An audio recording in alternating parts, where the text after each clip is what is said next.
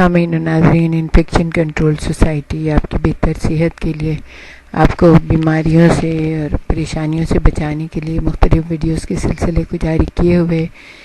ہم آپ کو یہ بتانا چاہ رہے تھے کہ جسم میں آئرن کی زیادتی بھی بہت خطرناک ہے۔ جگر کی تباہی، گردے ناکارہ ہونے، ڈائبٹیز اور جوڑوں میں درد کا امکان بڑھ جاتا ہے، اور اس کے لیے ہم ہمیشہ ڈاکٹرز بھی یہی کہتے ہیں کہ اپنے طور پہ آپ کوئی میڈیسن نہ لیجیے۔ اگر آپ ہمارے جیسے ملکوں میں تو یہ بہت عام چیز ہے نا کہ آپ گئے اور وہاں پہ آپ نے دیکھا کہ کوئی ہمیں کسی چیز کی ضرورت ہے، آپ میڈیکل سٹور گئے اور وہاں سے جا کے اپنی مرضی سے کوئی بھی دوا خرید کے لے آئے طاقت کی یا کوئی بھی، اور جو ہے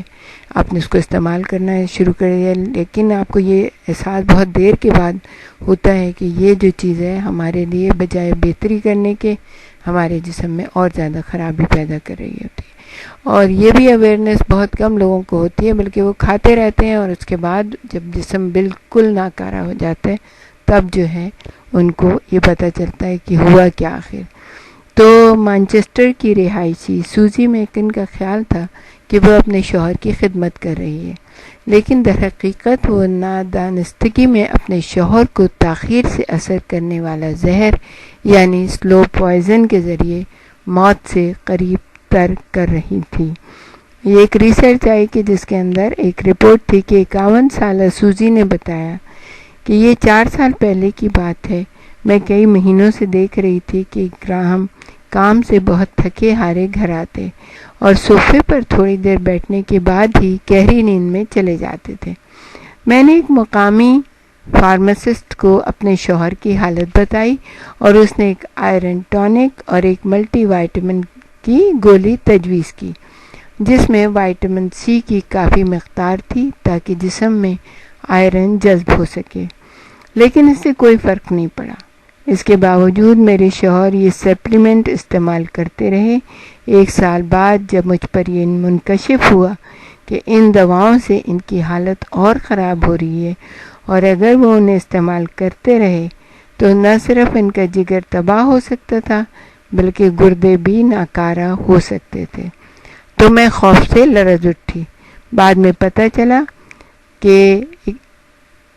گراہم کے جسم میں ایک جینیٹیکل خرابی کے باعث بہت زیادہ آئرن جمع ہو چکا ہے۔ عام طور پر یہ ہوتا ہے کہ اگر جسم میں ضرورت کے مطابق فولاد پہنچ جائے یعنی آئرن پہنچ جائے تو پھر اس کے بعد معدہ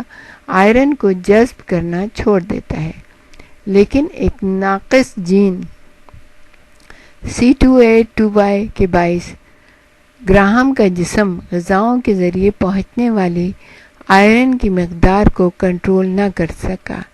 اس پر مزید ستم یہ ہوا کہ آئرن ٹونک اور وائٹامن سی کی بھاری خوراک نے ایک اور ظلم ڈھایا اور مسئلہ خراب سے خراب تر ہوتا چلا گیا۔ وہ بہت زیادہ تھکاوٹ اس لیے محسوس کر رہے تھے کہ ان کے جسم میں آئرن مختلف اعضاء میں جمع ہو رہا تھا۔ اگر اس طبی صورتحال کی پہلے مرحلے میں تشخیص کر لی جائے تو اتنا بڑا مسئلہ نہیں ہوتا، لیکن اگر اس کی تشخیص میں تاخیر ہو جائے تو بہت سے طبی مسائل سامنے آ سکتے ہیں، جن میں جوڑوں میں درد، بے انتہا تھکاوٹ اور جگر کو شدید نقصان شامل ہیں۔ ہمارے ساتھ ہی رہیے گا، ہم آپ کو اس کے بارے میں اور بھی بہت کچھ بتانا چاہیں گے۔